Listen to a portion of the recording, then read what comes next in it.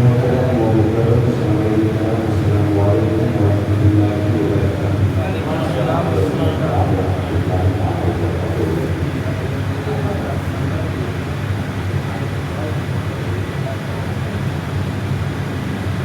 الحمد للہ رب العالمین، والصلاة والسلام علی من کان نبیا وآخر مبلغ الدین وعلى آله وأصحابه أجمعين، أما بعد، أعوذ بالله من الشيطان الرجيم، بسم الله الرحمن الرحيم۔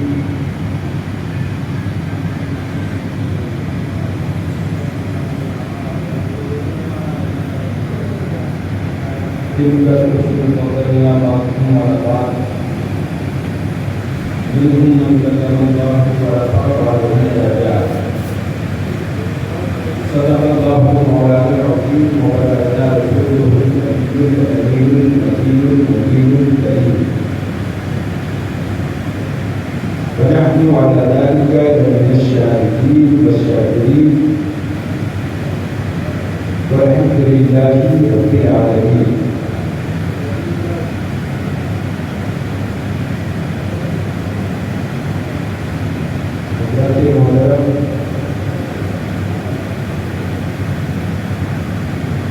آج کی یہ محفل بات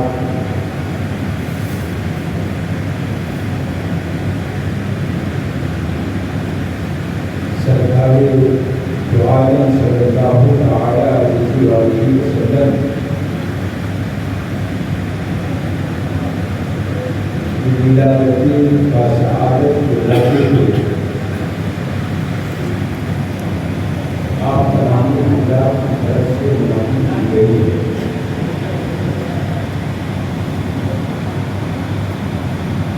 دعا ہے کہ اللہ رب العزت آج کی اس محفل بات کو قبول فرمائے اور اس محفل بات کی جملہ برکات سے تمامی لوگوں کو اس کا شریک فرمائے۔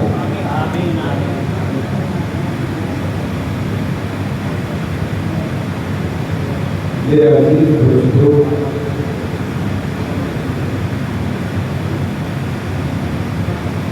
آپ کی حالت دیکھنے کے بعد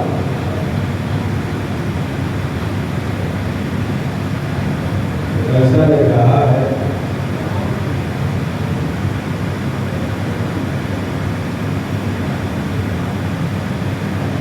جیسے گھر سے گھر کی جو مالکہ ہوتی ہے اس نے زبردستی کر کے آپ کو یہاں پہ بھیجا، اور یہ دھمکی بھی دی ہے کہ اگر آپ سرکار کی محفل میں شریک نہیں ہوں گے تو آج کھانا نہیں ملے گا۔ اب اس دھمکی کے ڈر سے اور اس خوف سے وہ آپ گھر چھوڑ کر کے یہاں پہ آ گئے۔ جانتے ہیں چنگیز خان کا نام سنا ہوگا، علاقہ خان کا نام سنا ہوگا، تواریخ میں پڑھا ہوگا۔ ہمارے استاد گرامی ماسٹر ادریس صاحب اللہ یہاں پہ تشریف فرما ہے۔ شاید آپ لوگوں کو معلوم نہ ہو، اگر معلوم ہو تو اچھی بات ہے، نہ معلوم ہو تو یہ جانتے کہ وہ ہمارے استاد ہیں۔ اس لیے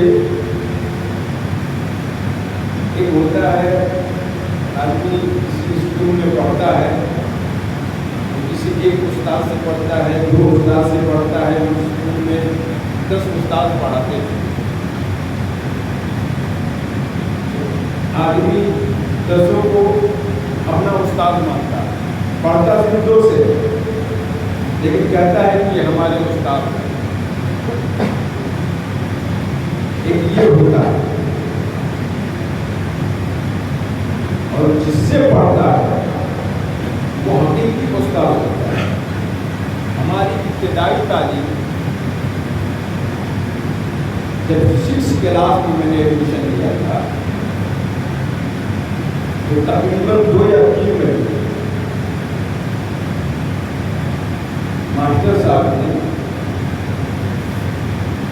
اپنی ذرہ نوازوں سے ہمیں نوازا ہے کہ ان کا کرم اور احسان ہے.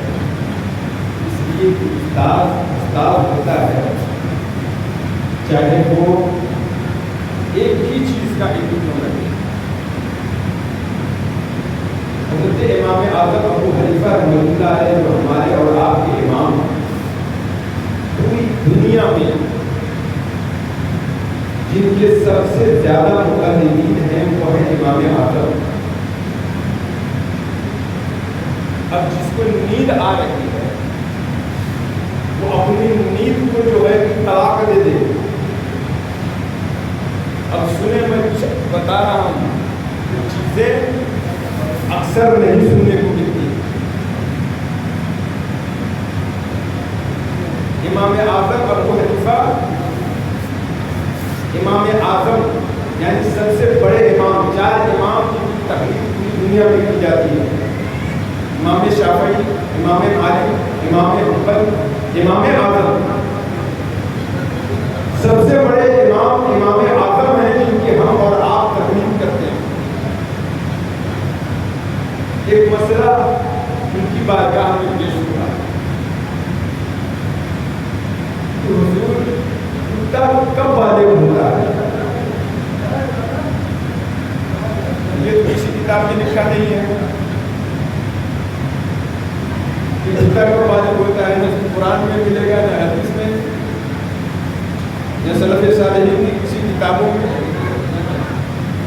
وہ چکر امام اعظم ہے دنیا کے سب سے بڑے امام ہیں. ان کی بارگاہ میں جو بھی سوال ہوگا اس کا جواب انہیں دینا ہے. بہت پریشان ہو گئے، پریشانی کے عالم میں ٹہل رہے تھے. اپنے مکان میں دھوبی آ گیا اور آنے کے بعد اس نے کہا کہ حضور کپڑے کہاں ہیں؟ آپ نے کہا کونے میں کپڑے دے دو. اس دھوبی نے محسوس کیا کہ امام اعظم آج بہت پریشان ہے. چل رہے ہیں، ٹہل رہے ہیں، لگتا ہے کوئی پریشانی. ضرور پوچھا حضور کوئی پریشانی ہے؟ کہا نہیں کوئی پریشانی نہیں. لیکن حضور آپ کے چلنے کے انداز سے اندازہ ہوتا ہے کہ آپ کسی پریشانی میں مبتلا ہیں. میں پریشان ہوں، کیا مجھے پریشانی سے نکال دو؟ کہا کہ ہاں اگر میرے پاس اس چیز کا منافع ہوگا تو میں کر دوں گا. آپ نے فرمایا کہ ایک آدمی نے مجھ سے سوال کیا کہ کتا کب بالغ ہوتا ہے. میں نے پوری کتابیں چھان مارے کہ مجھے دلا دی. کیا اتنے بڑا پریشان ہو گئے، اتنے بڑا پریشان. ارے وہ آئے گا آپ سے جب سوال پوچھنے کے لیے، جب جواب دینے کے لیے آئے گا تو آپ کہہ دیجیے گا جب وہ پاؤں اٹھا کر کے پیشاب کرنے لگتا ہے تو بالغ ہو جاتا ہے. جواب مل گیا، آپ نے جواب بتا دیا. صاحب روایت میں آتا ہے کہ امام اعظم جب تک زندہ رہے پوری زندگی اس دھوبی کی تعلیم کرتے رہے.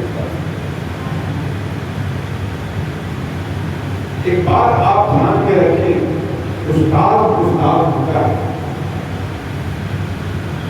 اس لیے چاہے وہ جس چیز کا استاد ہو، ہندی کا استاد ہو، انگلش کا استاد ہو، گणت کا استاد ہو، علم تو بہرحال علم ہے.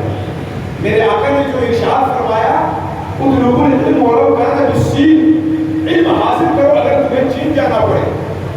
سرکار نے یہ تخصیص نہیں فرمائی کہ صرف قرآن و حدیث کا علم، مطلقاً علم فرمایا. کسی بھی چیز کا علم دینے والا استاد ہوتا ہے، اس کی تعلیم واجب ہوتی ہے. تو ہمارے ماسٹر صاحب قبلہ بھی یہاں پہ تشریف فرما ہے. آپ بھی جو بڑے بڑے اسکولوں میں آپ نے اتہاس پڑھا ہوگا، ہسٹری پڑھی ہوگی، غلامی کا نام آپ نے سنا ہوگا، چنگیز کا نام سنا ہوگا. چنگیز اتنا بڑا ظالم تھا کہ اس نے قسم کھا رکھی تھی کہ پوری دنیا سے مسلمانوں کو ختم کر دے. اور تاریخ میں یہ مرحوم ہے، اس نے مسلمانوں کی کھوپڑی سے ایک محل تعمیر کروایا. اور اس کا ادنا رحم یہ تھا، ادنا رحم ظلم کی بات چھوڑ دیجیے، اس کا معمولی رحم یہ تھا کہ بچے کو جو بھالا ہوتا ہے نا، بھالا کی نوک پر بچے کو جو ہے اٹھا دیتا تھا، یہ اس کا رحم تھا۔ اب سوچئے جب اس کا یہ رحم تھا تو اس کا ظلم کتنا بڑا ہوگا، کتنا بڑا ظالم ہوگا وہ۔ اس کا رحم یہ کہ بچے کے پیٹ میں بھالا گھونپ کر کے اوپر کر دیتا تھا۔ تواریخ میں مردود ہے کہ اتنا بڑا ظالم شخص وہ ڈرتا تھا، جانتے ہیں کس سے؟ اپنی بیوی سے۔ اتنا بڑا ظالم شخص اپنی بیوی سے ڈرتا تھا۔ وہی آپ کی حالت دیکھ کر کے ہم کو یہ یاد آ گیا کہ لگتا ہے کہ بیوی نے دھمکی دے کر کے بھیجا ہے کہ آپ کو وہاں پہ جانا ہے لیکن کھانا ملے گا، اب آپ آ گئے جیسے جیسے بیٹھے ہوئے۔ سرکار کی محفل وہ محفل ہے کہ حضرت حاجی اللہ مہاجر مفتی رحمۃ اللہ علیہ ارشاد فرماتے ہیں فیصلہ مسئلہ میں کہ میں سرکار کی میلاد کو ہر سال منعقد کرتا ہوں، اور سرکار کی میلاد میں جو انوار و تجلیات کی جو برسات اللہ کی طرف سے ہوتی ہے میں اپنی آنکھوں سے اس کو دیکھتا ہوں۔ سبحان اللہ، ایک مرتبہ بلند آواز سے بولیے یا رسول اللہ، آنکھوں کو بند کیجیے آسمان میں، اس لیے کہ آپ اس کی محفل میں ہیں جس کے لیے آپ کو بنایا گیا ہے اور جس کے نور سے آپ کو بنایا گیا ہے۔ سمجھتے کیا ہے؟